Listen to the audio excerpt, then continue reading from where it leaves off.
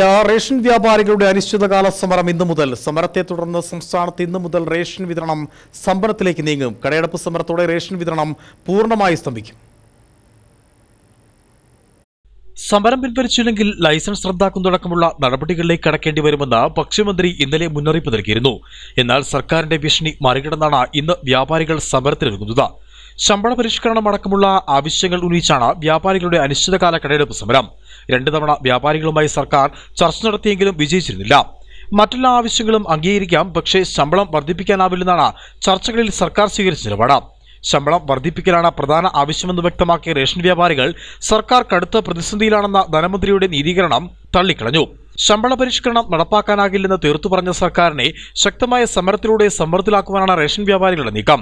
Ration വിതരണക്കാരുടെ സമരം മൂലം ഈ മാസം റേഷൻ വിതരണം നേരത്തെ തന്നെ തടസ്സപ്പെട്ടിരുന്നു.